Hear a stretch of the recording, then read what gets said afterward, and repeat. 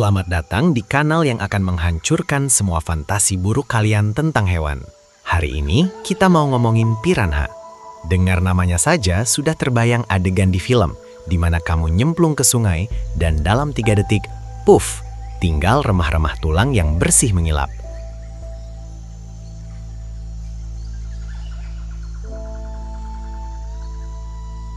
Kita semua setuju, piranha itu ikon horor air tawar. Bintang utama di film-film yang budgetnya seringkali lebih murah dari harga sewa kostum piranha. Tapi mari kita jujur, seberapa menakutkan sih ikan yang ukurannya nggak lebih besar dari telapak tangan kita?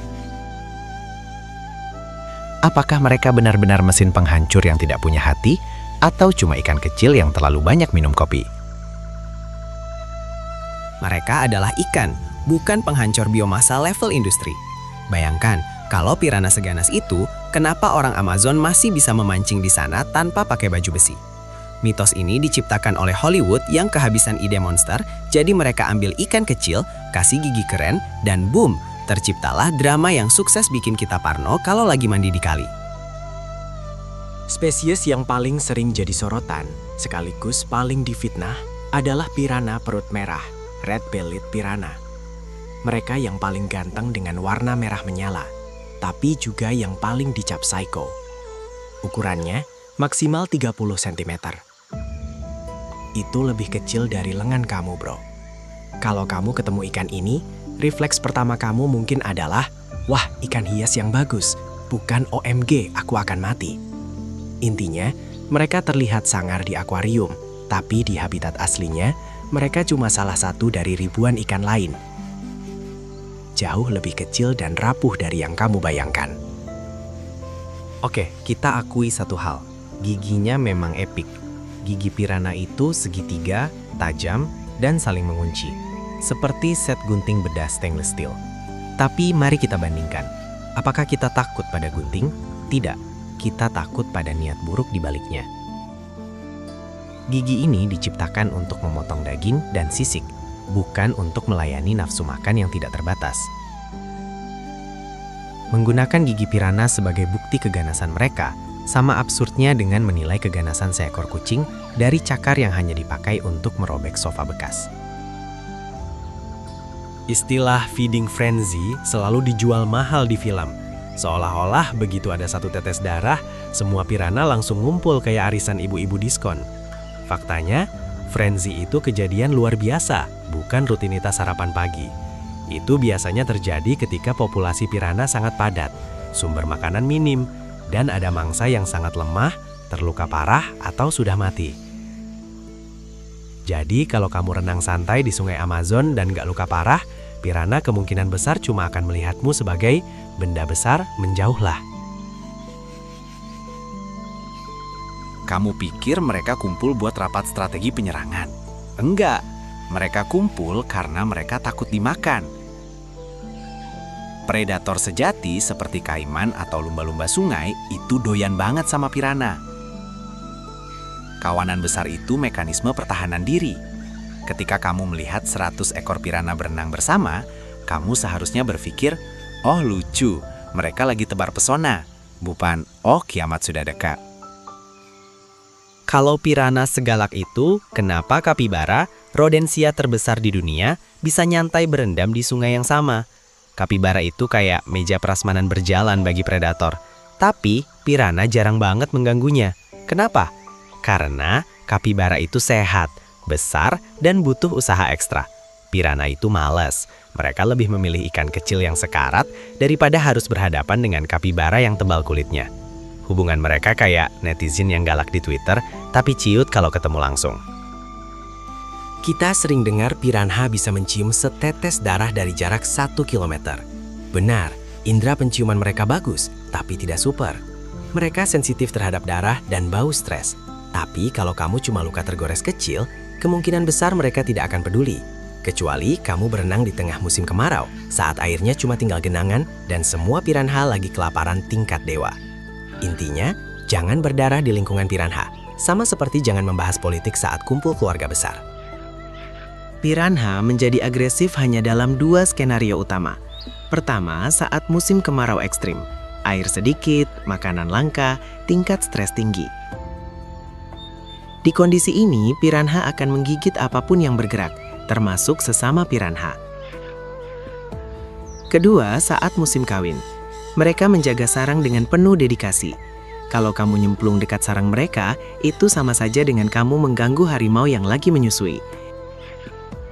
Jadi, bukan karena mereka lapar ingin tulangmu, tapi karena kamu mengganggu privasi mereka. Sebagian besar serangan piranha yang tercatat pada manusia biasanya melibatkan gigitan kecil di kaki atau jari tangan. Kenapa di kaki? Karena di air keruh Amazon, piranha mengira jari kaki kamu yang bergerak cepat adalah ikan kecil yang sakit atau serangga. Mereka itu kurang lihat, jadi main sikat. Bukan serangan terencana untuk melahap seluruh tubuh. Bayangkan, kamu cuma digigit 1-2 kali, lalu mereka kabur. Itu bukan serangan mematikan. Itu namanya kesalahan identifikasi makanan. Anggap piranha itu kayak satpam di komplek elit. Mereka kelihatan serem, pakai seragam gagah, giginya rapi, dan selalu teriak-teriak. Tapi mereka hanya benar-benar galak kalau kamu masuk tanpa izin, mengganggu sarang, atau kalau keadaan komplek lagi rusuh, musim kemarau, atau kelaparan. Selebihnya, mereka cuma patroli. Mereka lebih sering makan donat sisa daripada benar-benar mengejar maling. Piranha itu intimidasi visual, tapi aksinya seringkali lamban. Secara ilmiah, gigitan piranha hitam, jenis yang paling besar, memang luar biasa kuat. Untuk ukurannya, gigitan mereka bisa jadi salah satu yang terkuat di dunia ikan. Tapi kekuatan ini jarang digunakan untuk menyerang manusia. Mereka menggunakannya untuk memecah cangkang kacang-kacangan keras yang jatuh ke sungai atau untuk memotong tulang ikan lain yang ukurannya sama. Intinya, mereka punya kapabilitas, tapi jarang punya motivasi untuk melawan manusia seberat 70 kg. Ya, kamu nggak salah dengar. Piranha itu omnivora, bukan murni karnivora yang haus darah. Banyak spesies piranha, terutama yang lebih kecil, sangat bergantung pada buah dan biji-bijian yang jatuh dari pohon di tepi sungai. Mereka itu vegetarian yang kebetulan punya gigi tajam, kayak vegan yang sering bawa pisau lipat. Jadi, kalau kamu takut sama piranha, mungkin kamu harus lebih takut sama biji durian yang jatuh di kepala kamu. Mengapa piranha tidak melahap manusia sehat? Karena kita besar, berisik, dan butuh energi luar biasa bagi mereka untuk menyerang kita. Piranha itu efisien.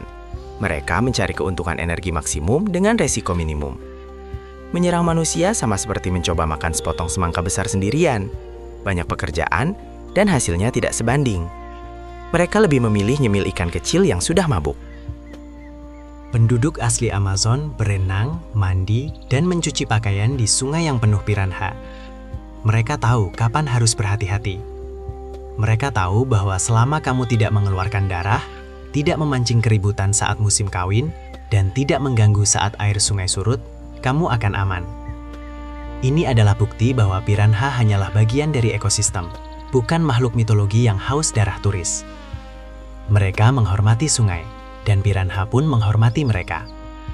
Kalau piranha segalak yang dibilang, siapa yang berani makan mereka? Banyak. Kaiman, aligator Amazon, lumba-lumba sungai, ikan besar seperti arapaima, dan burung-burung besar. Piranha itu angsa yang lezat. Mereka menghabiskan separuh hidup mereka untuk menghindari dimakan. Kalau kamu lihat piranha, ingat, mereka sama-sama takutnya dengan kamu. Bedanya, kamu takut digigit, mereka takut dimakan utuh. Mitos piranha ganas ini sebenarnya dipopulerkan oleh Presiden AS Theodore Roosevelt pada tahun 1913. Saat mengunjungi Amazon, ia menyaksikan atraksi lokal di mana piranha yang kelaparan, dikurung dan distres, dilepaskan untuk memakan bangkai sapi dalam hitungan menit. Roosevelt menceritakan ini dengan dramatis, dan media Amerika langsung heboh.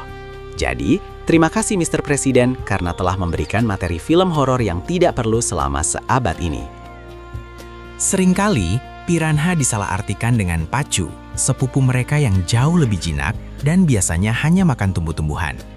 Pacu yang lebih besar dan punya gigi tumpul mirip gigi manusia, horor yang berbeda. Piranha itu punya gigi tajam yang dirancang seperti pisau cukur. Jadi, kalau kamu lihat ikan bergigi, jangan langsung panik. Tanyakan dulu, Kamu niat motong apa? Daging atau brokoli? Semua film Piranha itu cuma latihan bagaimana membuat CGI yang buruk. Mereka harus menciptakan piranha yang terbang, piranha yang sebesar hiu, atau piranha yang bisa berpikir strategis. Kenapa? Karena piranha yang asli terlalu membosankan untuk dijadikan monster. Realitas piranha adalah mereka berenang pelan-pelan, kadang nyemil biji, dan lari kalau ada bayangan besar. Bukan Hollywood material banget kan? Piranha itu bisa bersuara loh. Mereka membuat suara seperti gonggongan kecil. Mirip anjing yang lagi protes, terutama saat mereka lagi berebut makanan. Atau saat merasa terancam. Bayangkan, monster yang kamu takuti itu mengeluarkan bunyi guk-guk kecil di bawah air. Tingkat keganasannya langsung turun 90%. Mereka itu cuma kumpulan ikan yang suka mengeluh dan berisik. Meskipun kita roasting habis-habisan, piranha itu penting. Mereka memastikan populasi ikan tetap sehat dengan menyingkirkan ikan yang sakit dan lemah. Mereka mencegah penyebaran penyakit dan memastikan siklus nutrisi berjalan. Tanpa piranha, Amazon mungkin akan jadi kolam ikan yang penuh penyakit. Jadi mereka itu orang jahat yang dibutuhkan untuk menjaga keseimbangan alam. Mereka menakutkan jika kamu adalah ikan kecil yang sakit, biji-bijian yang jatuh, atau bangkai yang terapung. Untuk manusia dewasa yang sehat, mereka lebih merupakan rasa penasaran yang dibesar-besarkan daripada ancaman nyata. Mereka hanya ikan kecil yang punya gigi bagus dan citra publik yang terlalu dramatis.